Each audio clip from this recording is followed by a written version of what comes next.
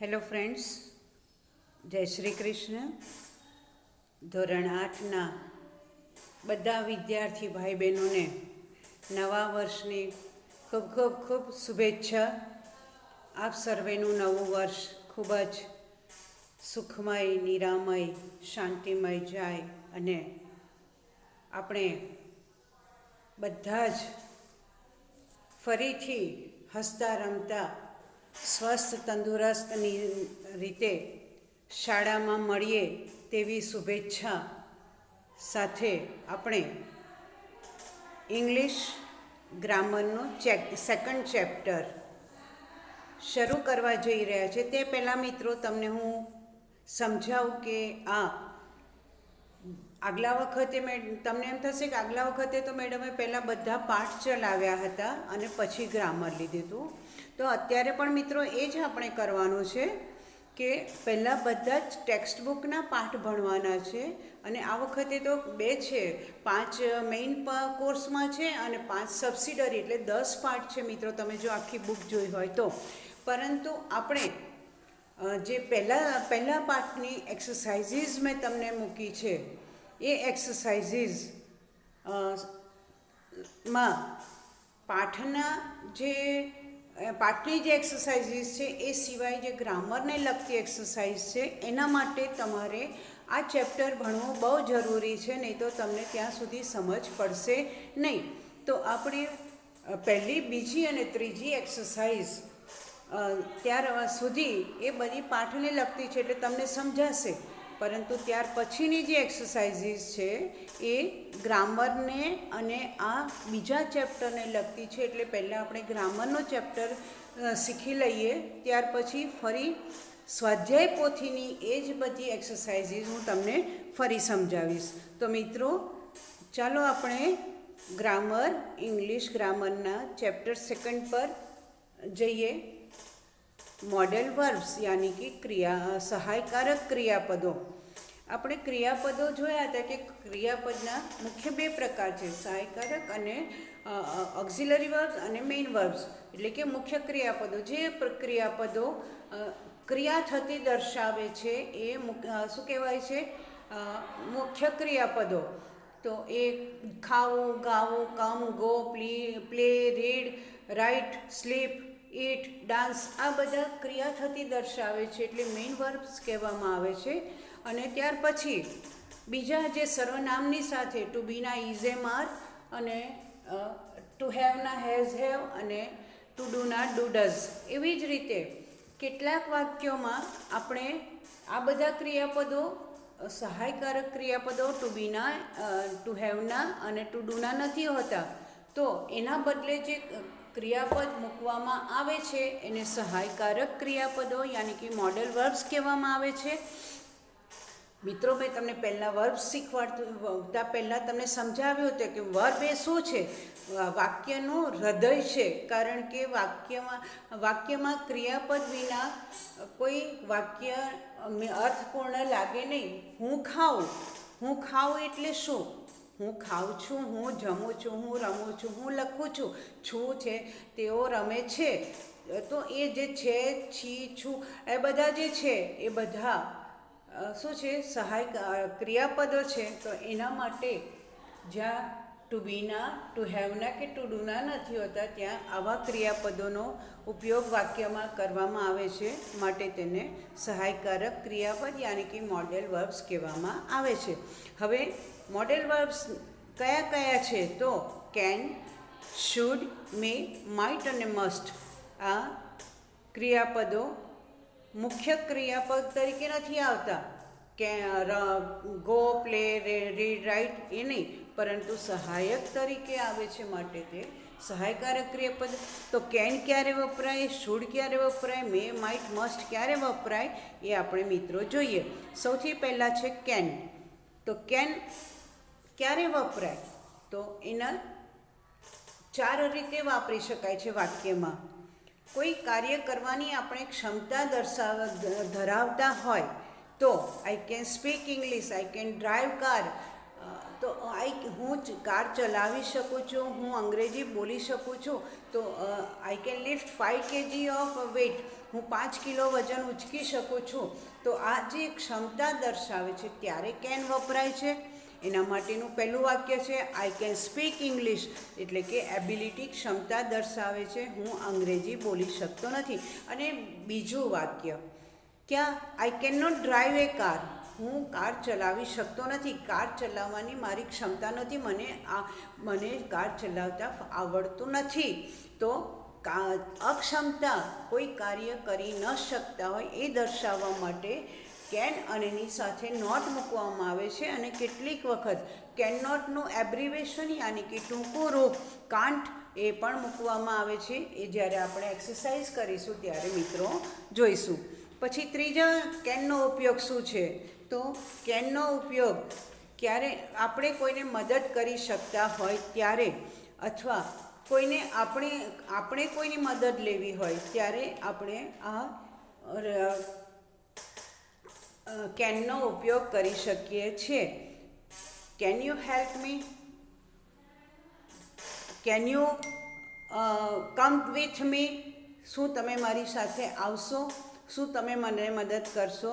તો રિક્વેસ્ટ કરવી હોય અથવા મદદ કરવી હોય તો આપણે કેનનો ઉપયોગ કરી શકીએ છીએ.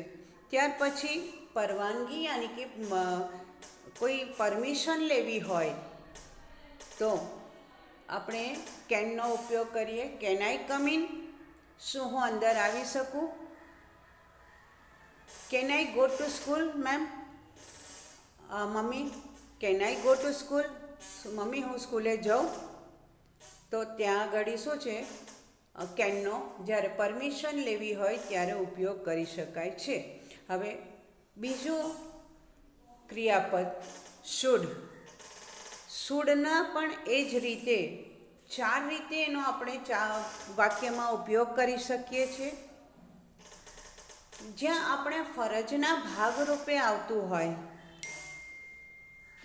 એટલે ત્યાં આગળ, અથવા આપણે કોઈકને સાચી બાબત કહેવી હોય ત્યારે, અથવા સાચી બાબત ન કહેવી હોય ત્યારે, કંઈ સૂચન કરવું હોય હકારાત્મક અથવા નકારાત્મક, તો આ રીતે કોઈ સૂચન કરવા માટે, કોઈ સાચી વાતની આપણે જાણકારી આપવી હોય ત્યારે, અથવા થોડુંક આપણે એમ માનીએ કે ફરજના ભાગ રૂપે પણ હોય તો we should observe the traffic rules.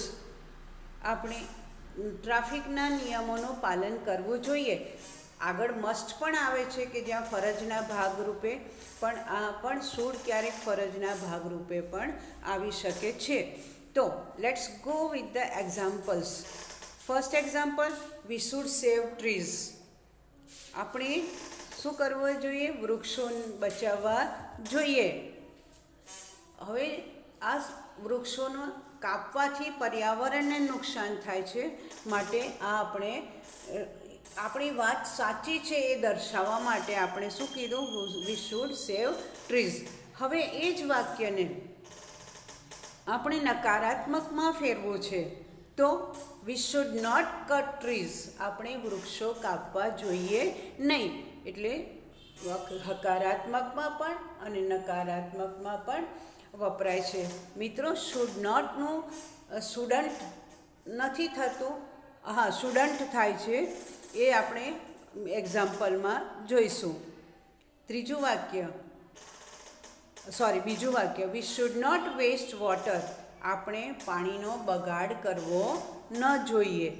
તો આપણે સાચી વાત દર્શાવી મિત્રો, બીજાને આપણી વાત સાચી છે, યોગ્ય છે કેવું હોય તો શુડ મૂકવું પડે.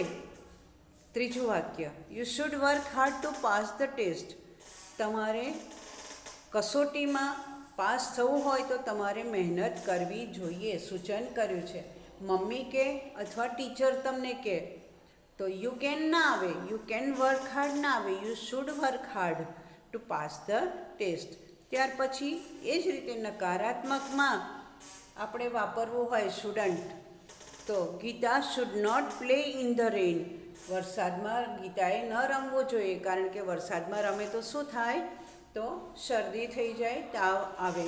ત્યાર પછી ત્રીજું સહાયકારક ક્રિયાપદ છે મે. તો મે તમે આપણે સ્કૂલમાં ક્લાસમાં એન્ટર થવું હોય તો ટીચરની કેવી રીતે પરમિશન લો છો madam may I come in please? તો એ આપણે શું કર્યું? પરમિશન લીધી. તો પરમિશન લેવી હોય ત્યારે મેં નો ઉપયોગ કરવામાં આવે છે. અને ત્યાર પછી હેમંત મે વિન ધ મેચ. હવે આ શક્યતા છે, જીતી પણ શકે, ન પણ જીતી શકે. તો ભવિષ્યમાં કોઈ કાર્ય થવાની શક્યતા હોય ત્યારે પણ મેં વપરાય છે. તો હેમંત મે વિન ધ મેચ. એવી જ રીતે ચોથું સહાયકારક ક્રિયાપદ માઇટ. તો ચોથા સહાયકારક ક્રિયાપદ માઇટ પણ એ શું છે? કેટલીક વખત ચાલુ કાળમાં પણ વર્તમાનની શક્યતામાં પણ અથવા ભવિષ્યની શક્યતા દર્શાવવા માટે આ વાક્યમાં માઇટ વપરાય છે. પહેલું ઉદાહરણ છે, તરુણ માઇટ બી સ્લીપિંગ નાઉ. અત્યારે તરુણ કદાચ સૂતેલો હશે, વર્તમાનમાં હોઈ પણ શકે, ન પણ હોઈ શકે. એટલે આ વર્તમાનની જે શક્યતા દર્શાવવી હોય ત્યારે પણ માઇટ વપરાય, અને જ્યારે ભવિષ્યની પણ આપણે શક્યતા દર્શાવવી હોય ત્યારે પણ માઇટનો ઉપયોગ કરી શકીએ. મોસ્ટલી મે અને માઇટ બંને સરખું જ છે. The teacher might પનિશ you. શિક્ષક કદાચ તમને સજા કરી શકે because you haven't finish your homework. તમે તમારું હોમવર્ક નથી કર્યું તો તમને શિક્ષક સજા કરી શકે છે. ત્યાર પછી મિત્રો મસ્ટ. તો મસ્ટ ક્યારે વપરાય? આપણી ફરજના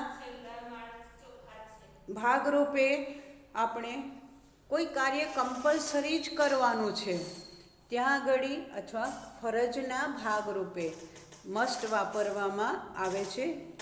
પછી ઓબ્લિગેશન. ઓબ્લિગેશન એટલે ફરજ બી, અને કેટલીક વખત ઓબ્લાઇઝ એટલે તમે મારા ઉપકારી, હું તમારો આપનો ઉપકારી છું. તો એના માટે પણ આ વપરાય છે. We must obey our parents. આપણે આપણા માતા પિતાનું માનવું જ જોઈએ, અથવા માતા પિતા જે કે એ કરવું જ જોઈએ. તો આ આપણી ફરજના ભાગરૂપે છે. હમણાં મેં આગળ જ્યારે શુડ વાપર્યું ને ત્યારે પણ મેં તમને કહ્યું હતું ને મિત્રો કે મસ્ટ પણ એ ફરજના ભાગરૂપે. We must observe the traffic rules. આપણે ટ્રાફિકના નિયમોનું પાલન કરવું જ જોઈએ.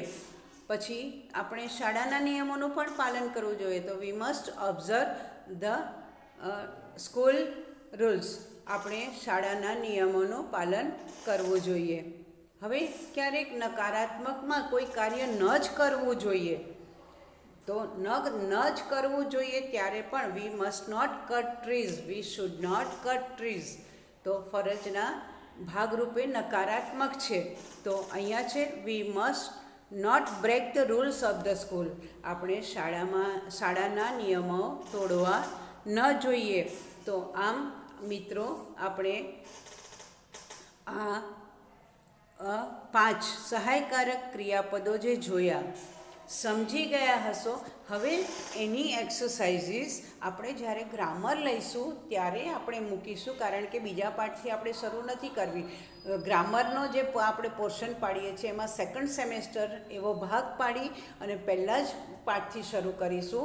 પરંતુ આપણે સ્વાધ્યાય પોથીમાં જે એક્સરસાઇઝ છે એને સમજીને લખવા માટે મેં તમને આ સમજાવ્યું છે મિત્રો. એટલે તમે આ બરાબર સમજી લેજો. આ જ ચેપ્ટરને અનુસંધાનમાં હું બીજો વિડીયો આપણા સ્વાધ્યાય પોથીનો મૂકીશ. એ તમે એ પ્રમાણે સમજીને, મેં જવાબો તો લખ્યા છે પણ તમને હવે સમજાશે કે મેડમે આ ખાલી જગ્યામાં કેમ મેં મૂક્યું છે, અહીંયા કેમ મૂક્યું છે, મસ્ટ કેમ મૂક્યું છે ને શુડ મૂક્યું છે. બરાબર? એટલે હવે આપણે નેક્સ્ટ વિડીયોમાં આ જ સહાયકારક ક્રિયાપદો સ્વાધ્યાય પોથીની એક્સરસાઇઝમાં જોઈશું. ત્યાં સુધી મિત્રો આપણે રજા લઈએ. બી good, feel good and stay safe and healthy. Have a nice day. Enjoy the day. Bye. See you મિત્રો.